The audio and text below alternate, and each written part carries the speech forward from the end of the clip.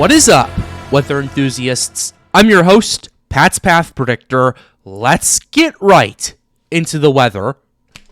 Alright, so here's the situation we have for you ladies and gentlemen. As of right now, we have a bit of a snowstorm impacting parts of the Midwest. This is today's system as we're looking at it right here on satellite. Pretty impressive satellite structure. There's been also a lot of severe weather that's been going on in parts of the Deep South and the Carolinas.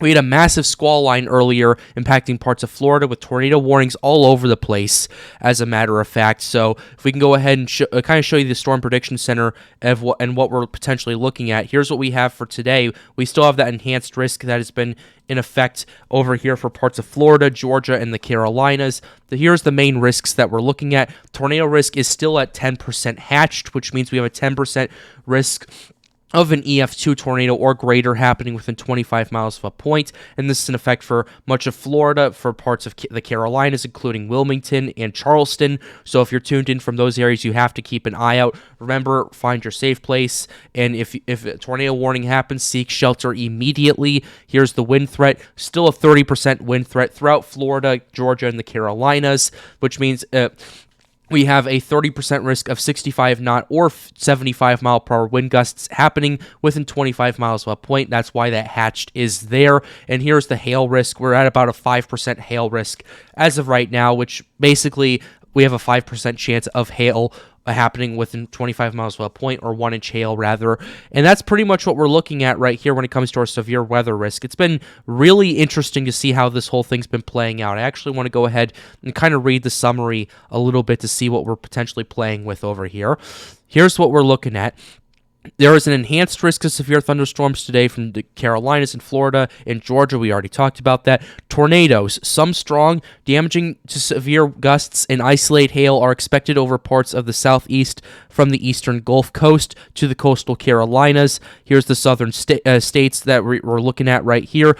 A deep upper low is over the mid-Mississippi Valley today with an associated 100-knot mid-level jet maxing rotation across the Tennessee Valley. A line of intense thunderstorms extends from northeast to southwest Georgia into the Florida Panhandle. These storms will progress rapidly eastward today across Florida and the Carolinas, where very strong southerly low-level winds will advect an increasingly moist and marginally unstable air mass northward. So that's what we're looking at with this severe weather threat right here. Once again, I have to reiterate, once a tornado warning does go into effect, seek shelter immediately. If you do not have a basement, move into your most interior room of your building or house or wherever you're living in. Just make sure you guys do that for your greatest chances of making it out of this unscathed. So with that being said, we're going to go ahead and kind of take a look at some of the National Weather Service stuff. We have severe thunderstorm watches across the Deep South right there. Severe thunderstorm warnings from Florida to North Carolina that we're paying attention to over here. So we're going to have to continue to keep an eye on these as we continue to get the information that we need. So with that being said, we're going to go, with that being said, we also have some winter storm warnings that are in effect right here. But the main stuff that I'm focused on, at least for the next few days, is this stuff that's going on in Washington, Oregon, and Idaho. The reason I'm focused on this in particular is primarily because this is going to be our next system. Here's the satellite. We're already starting to see signs of this thing organizing and developing over Washington and Oregon, as well as parts of Idaho. There are blizzard warnings in effect for this. I actually want to go ahead and take a look at these. This is for mainly the Cascade Mountains, but either way, it's still a very impressive setup that we're looking at right here. A blizzard warning is now in effect until 10 p.m. Wednesday. Blizzard conditions above 2,000 feet. Additional snow accumulations up to 3 feet, mainly in the mountain areas right there. We also have blizzard warnings in parts of northwestern Washington. Over here, up to 3 feet of snow is possible with winds gusting up to 65 miles per hour. And that's what we're looking at right here. And the reason I'm talking about some random blizzard warnings is because in the next few days, this system's going to move over Colorado. It's going to start deepening. And then once it hits the Kansas, Missouri, and Illinois, we're going to see a potential bomb cyclone setup with this and potential blizzard conditions across the Chicago area, across Grand Rapids, across the northern half of Indiana, across parts of southern Wisconsin, and even in parts of Detroit, we could see some of these situations really starting to ramp up. So we're going to go ahead and give you a timetable of what we're looking at right here. You just got a glimpse of what we're potentially looking at right there with the model runs. We're going to start with the GFS model and then work our way kind of to the left over here. The GFS model, this is the snowstorm moving through as of right now. It's going to be bringing some snowfall, additional snow accumulations that we're looking at, basically from the for total snow accumulations, like for parts of the Chicago area up to 10 inches of snow, parts of northwest Indiana like 4 to 6, according to the GFS right here. This is the stuff that's happening today, and this is the total stuff. This isn't what's coming more, so please keep that in mind. This will be very imperative for what we see in a little bit right here. These are just the total snow accumulations that we are going to see.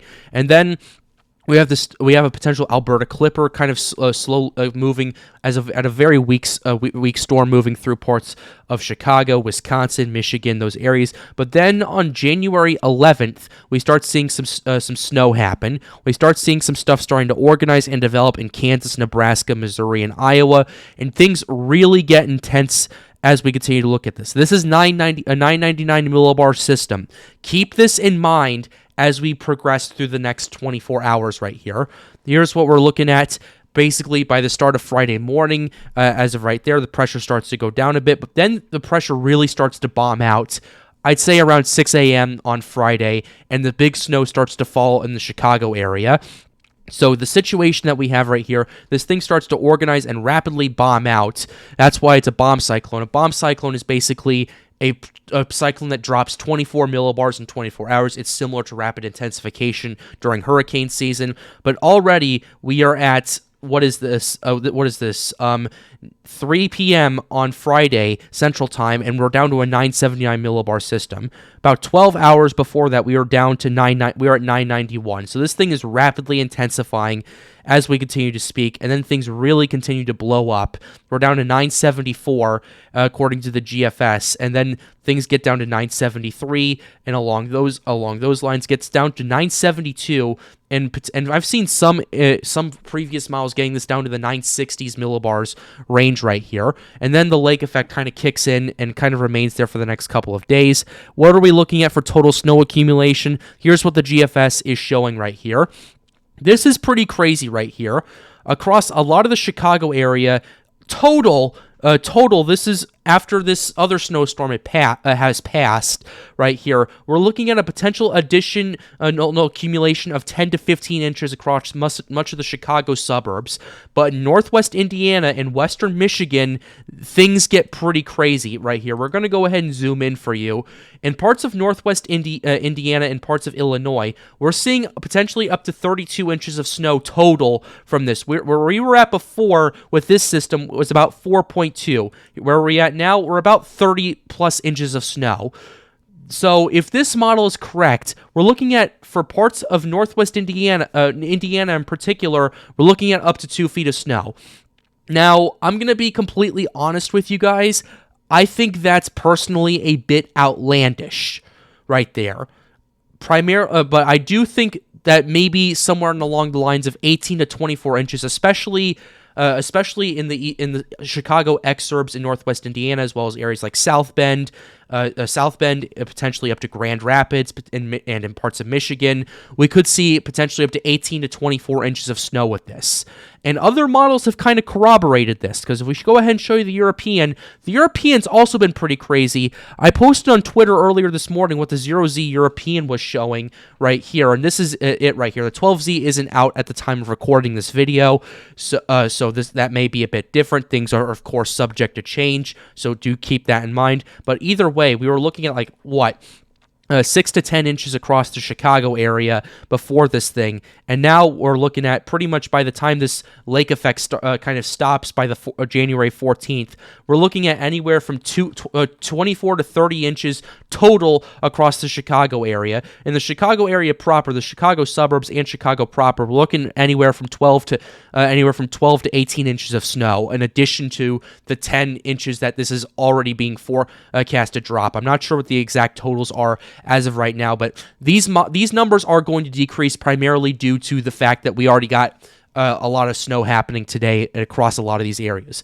But either way, we are still looking at additional accumulations of 18 to 24 inches across parts of Michigan, northwest Indiana, Even in Wisconsin as well, we're looking at those areas right there, particularly Milwaukee into Sheboygan, all those areas over there.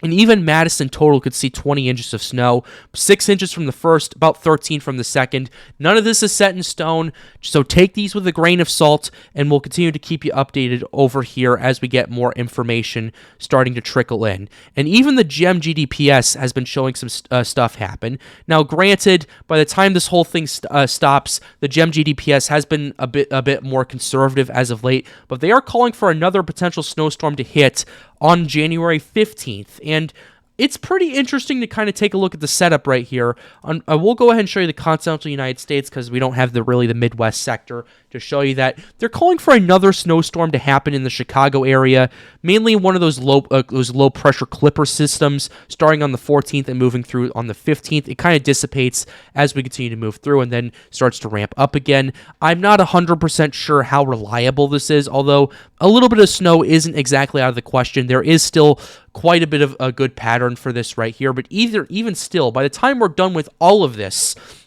we're looking at the Chicago area, 18 to 24 inches of snow. Granted, a lot of this is before this even starts, and basically this is an accumulation of what? Accumulation of 3 separate events, apparently right here. So to keep this in mind, but one thing we should pay attention to is the Arctic cold that's going to follow this. Starting around June 16th and June 17th, we see an insane amount of Arctic cold, according to the GEM GDPS. I don't know how reliable this is exactly, but we are looking at some sort of Arctic blast. The GEM GDPS wants the Chicago area to get minus 14, minus 15, minus 17 degrees Fahrenheit as a surface temperature, not a wind chill, a surface temperature. Personally, that's a bit unrealistic, but we have been seeing local forecasts of like -6 as the low for a lot of these areas over here. So that plus some winds right there definitely could cause a lot of problems for a lot of the country right here, particularly in the Midwest, in the Great Plains, especially in the Rocky Mountains, and even as far south as Texas could see a lot of this Arctic cold. We're going to have to wait and see how this whole thing plays out for sure, because this is going to be one crazy-ass event right there. Yeah, I just said that. I said that unironically. And we'll keep you updated here on the Pat's Path Predictor channel. But with that being said, we're going to go ahead and close the video out right here. I really hope you enjoyed it. Be sure to leave a like and subscribe to the channel if you are new. It helps us out, helps us make more videos like these. The goal of this channel is to get more people engaged with weather.